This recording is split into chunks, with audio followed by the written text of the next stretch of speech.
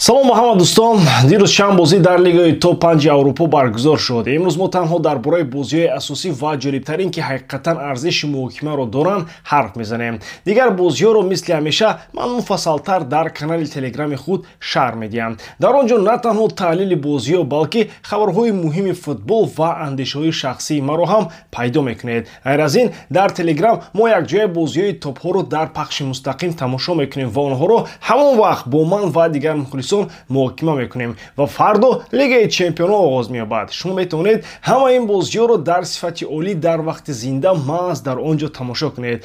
бозиҳои беҳтарин, эҳсосоти воқеӣ ва баҳсҳои зинда, ҳама ин шуморо дар канали телеграми ман интизор аст. пас ҳатман обуна шавед. ссилкаи телеграм канал дар описания ва комментарияи ин видео гузошта шудааст. акнун дар ягон ҷо баҳс дуршнед, мо бошем сар мекунем.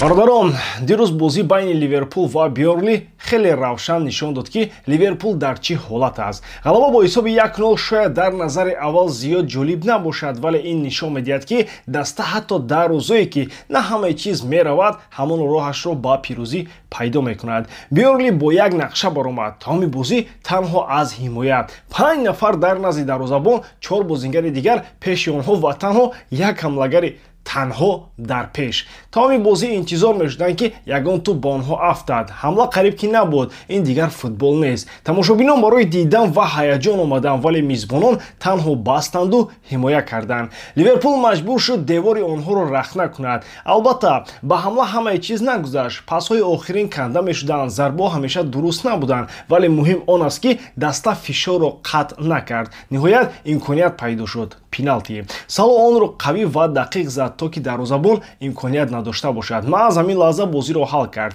агар ба кори мураббӣ назар кунем, кори Арне Слотро бояд таъриф кунем. соли гузашта бисёриҳо мегуфтанд ки ба ӯ бахт ёрӣ дод, вале акнун равшан аст ки ин система аст. Ливерпул 4 бозии аввалро пайҳам бурд. ҳама интизориҳоро гирифт ва дар 2 охирин бозӣ ҳатто ягон гол сар надод. ин нишонаи дастаест ки ҳам ҳамла ва ҳам ҳимояташ дуруст кор мекунад. бале бозӣ зебо набуд. бале Барои қариб ки ҳеҷ хатар наофарид, вале ҳамин гуна пирӯзиҳо аз ҳама муҳиманд. чемпион на танҳо дастаест ки рақибро бо ҳисоби калон мебарад. чемпион касест ки ҳатто дар бозии сахт ва баста пирӯзиро мебарорад. ба ҷадвали мусобиқа нигаред. Ливерпул аллакай бо фосила пеш меравад ва то ҳол як имтиёзам аз даст надодааст. гарчанде ҳоло аввали мавсим аст, чунин оғози хуб асоси мустаҳкам барои баъд месозад. соли гузаштаам ҳамин тавр буд. аз аввал фосила сохтанд ва то охир касе натавонист онҳоро дарёб кунад. дигар чизе ки фарқ мекунад, ҳаяти пурқувват.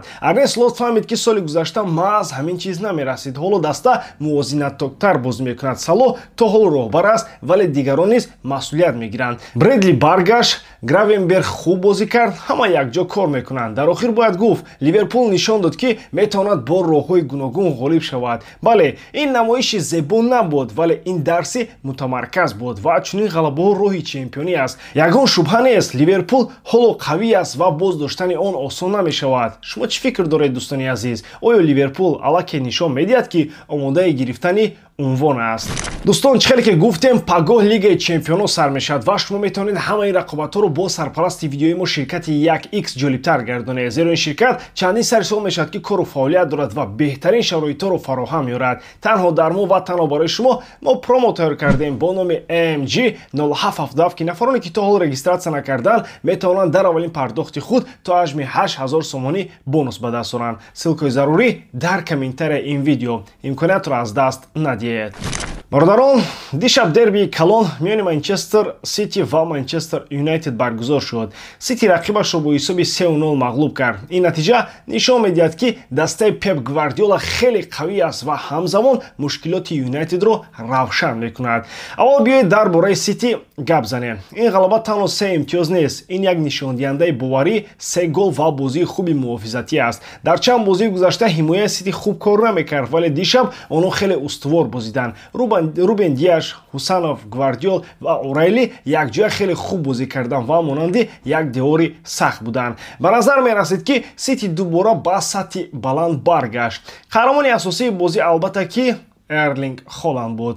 ӯ на танҳо гол зад, балки дар ҳамаи нуқтаҳои майдон фаъол буд. баъзан ба қафо баргашта дар ҳимоя кӯмак мекард, тӯбҳоро аз минтақаи хатар мебаровард. дар ҳамла бошад, ҳамеша дар ҷои дуруст меистод. бозии Холанд нишон дод ки ӯ на танҳо ҳамлагар аст, балки як бозингари ҳақиқии даста мебошад. Жереми Доку низ дишаб бозии беҳтарин нишон дод. ӯ бо суръат ва дриблинги худ мудофиаи Юнайтедро пурра азоб дод. тамошо карданаш хеле ҷолиб буд. дишаб ҳақиқатан Доку шоу нишон дод.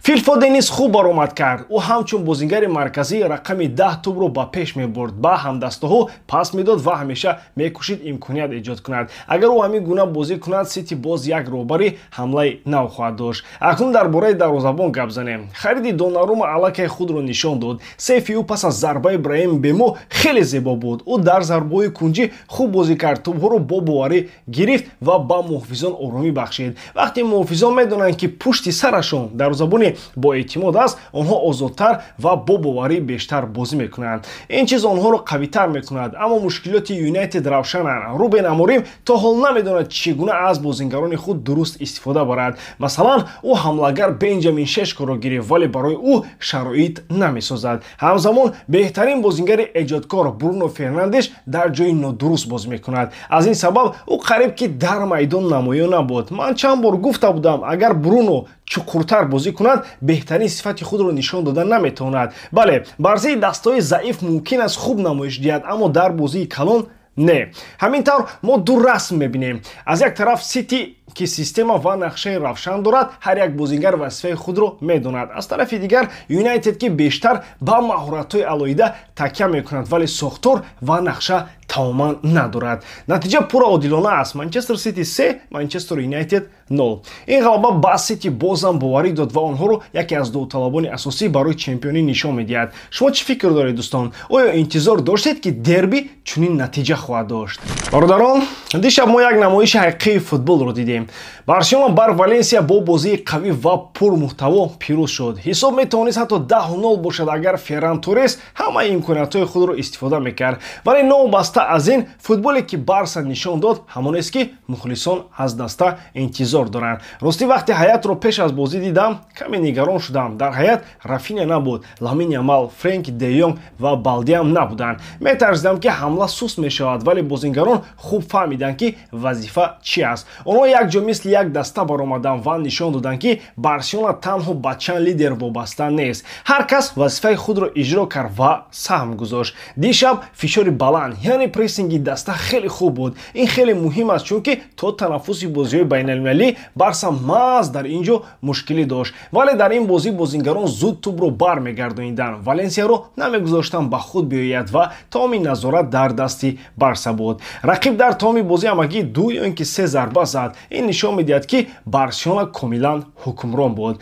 Рафиня низ бояд таъриф карда шавад. ӯ баъд аз ҷазо аз скамейка ба майдон даромад. Ханси Флик аз бас ки ӯ дер ба тамрин омад, ӯро дар ҳайати асосӣ нагузошт, вале Рафиня ҷавобашро дар майдон дод. 2 гол зад ва метавонист ҳатто хетрик кунад. Ливандовски ҳам аз скамейка баромада 2 гол зад. ин рақобати солим дар дохили даста аст, вақте ки ҳар кас мехоҳад худро нишон диҳад. Фермин Лопес низ хеле беҳтарин бозӣ кард. ӯ на танҳо голи зебо зад, балки бениҳоят сахт прессинг кард, дар ҳар як вазъият мубориза бурд. Педри маркази майдонро ба хубӣ идора кард. дар ҳимоя бошад Эри Гарсия ва Пау Кубарси хеле мутамаддона бозӣ карданд ва Валенсияро қариб ки имконият надоданд. ва албатта бояд дар бораи Ханси Флик гуфт. ӯ мураббиест ки аз қарорҳои сахт наметарсад. метавонист ба дер омадани Рафиня чашм пӯшад, махсусан вақте ки чанд бозингари асосӣ набуданд, вале ӯ ба қоидаи худ содиқ монд. дер омадӣ, буд добр, дар захира шин. ҳамин тавр бо Жуэл Кунде низ буд ва ин паёми равшан ба ҳама дар либосхона аст. касе болотар аз даста нест, касе ивазшаванда нест. Маркус Решфорд низ дар бозӣ бар зидди